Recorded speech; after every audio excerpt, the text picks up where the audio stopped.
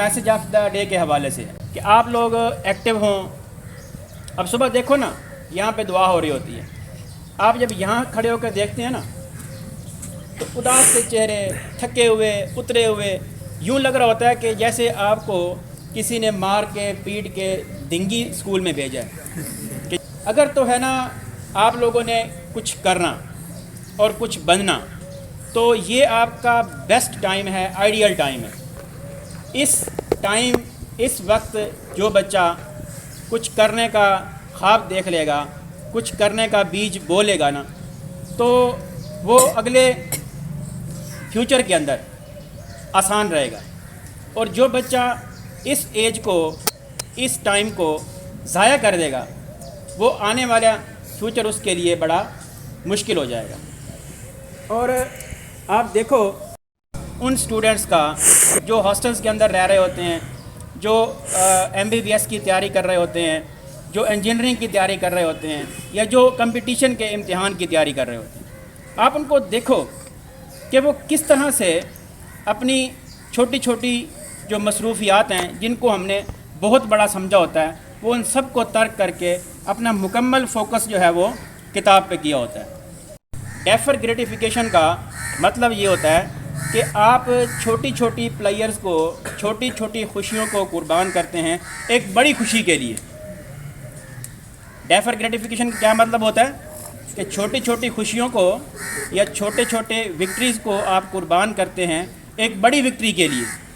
اور اس عمر میں کیونکہ ہمیں کوئی بتانے والا نہیں ہوتا, ہمیں کوئی سمجھانے والا نہیں ہوتا کہ ہم نے کس طرف جانا ہے اور ہماری ڈائریکشن کیا ہے, ہم چھوٹی چھوٹی باتوں کو, چھوٹی چھوٹی پلیئرز کو اتنی امپورٹنس دیتے ہیں کہ ہمارا جو فیوچر ہے وہ بیک پہ چلا جاتا ہے اور ہماری ان پروڈکٹیو ایکٹیویٹیز جو ہیں وہ فرنٹ پہ آ جاتی ہیں. میں آپ کو ایک چھوٹا سا اس کو کمپیریزن کر کے بات ختم کرتا ہوں کہ صلح حدیبیہ نا 6 ہجری کے اندر, بلکہ اس کو ہم یوں لیتے ہیں کہ صلح حدیبیہ ہوا ہے 628 کے اندر, 622 کے اندر ہجرت ہوئی ہے اور صلح حدیبیہ ہوا ہے 628 کے اندر. اب صلح حدیبیہ کی اگر ہم شرائط پڑھیں نا تو وہ ٹوٹلی اس وقت مسلمانوں کے اگینسٹ تھی. مثال کے طور پر ایک شرط یہ تھی کہ اگر کوئی کافر مسلمان ہو کے مسلمانوں کے کیمپ میں آ جاتا ہے نا تو وہ واپس کرنا ہوگا. اب یہ ذرا سوچیں. اور اسی طرح اگر کوئی مسلمان جو ہے وہ مشرکین کے کیمپ میں چلا جاتا ہے یا کافر کے کیمپ میں چلا جاتا ہے تو کافر اس کو واپس نہیں کریں گے. اب بندہ ذرا سوچے کہ یہ کیسی شرط ہے, لیکن آپ صلی اللہ علیہ وسلم نے اس پر بھی لبیک کہا. ایک اور شرط تھی, جب یہ صلح حدیبیہ تحریر ہو رہا تھا نا تو مسلمانوں کی طرف سے تھے حضرت علی. اب سہیل بن عمر نے اور حضرت علی کے درمیان یعنی جو معاہدے کی شرائط لکھی جا رہی تھی نا, تو اس وقت آپ صلی اللہ علیہ وسلم نے حضرت علی کو کہا کہ آپ لکھیں بسم اللہ الرحمن الرحیم. تو جیسے یہ رحمان کا لفظ لکھا گیا نا تو سہیل بن عمر نے اوبجیکشن کر دیا کہ نہیں, آپ رحمان کاٹ دو. تو آپ صلی اللہ علیہ وسلم نے وہ لفظ کٹوا دیا رحمان کا. پھر دوسری لائن جب لکھی گئی اس نے کہا سہیل بن عمر نے, ہم آپ کو رسول مانتے ہی نہیں ہیں. یہ معاہدہ رسول اللہ صلی اللہ علیہ وآلہ وسلم اور کفار کے درمیان ہو رہا تھا. تو اس نے آبجیکشن کر دیا کہ ہم تو آپ کو رسول مانتے ہی نہیں ہیں. تو آپ نے حضرت علی کو کہا کہ رسول بھی کاٹ دو لفظ. تو حضرت علی نے نہیں کاٹا.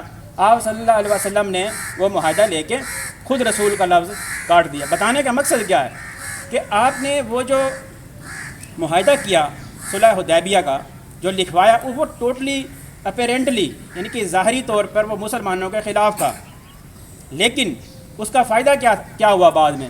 اس کا فائدہ یہ ہوا کہ ٹھیک 2 سال بعد مسلمان جو صلح حدیبیہ کے موقع پر 1500 کے قریب تھے, جب فتح مکہ ہوا نا 630 کے اندر, تو اس وقت مسلمانوں کی تعداد 15,000 تھی. کتنا فائدہ ہوا مسلمانوں کو.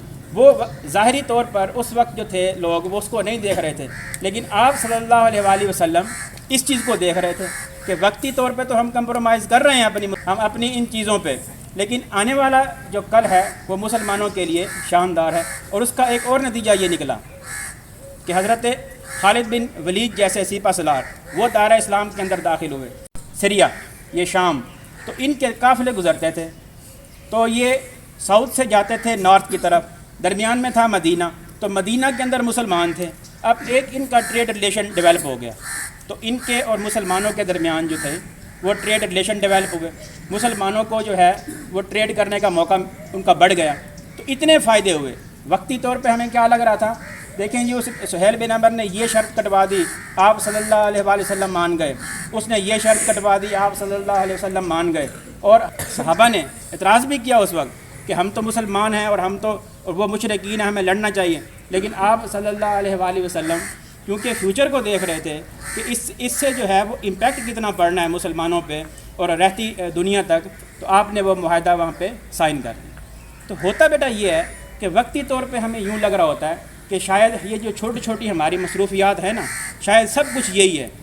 جب ٹائم نکل جاتا ہے، دنیا کے اندر سب سے بڑا جو ریگریٹ ہے، سب سے بڑا جو افسوس ہے، وہ پتہ کیا ہے؟ پچھتاوا، کہ کاش میں اس وقت یہ کام کر لیتا، میرے پاس وقت بھی تھا، میرے پاس استاد بھی تھے، میرے پاس پیسے بھی تھے، والدین انویسٹ کرنے کو بھی تیار تھے، میرے پاس صحت بھی تھی، لیکن اس وقت میں نے نہیں کیا.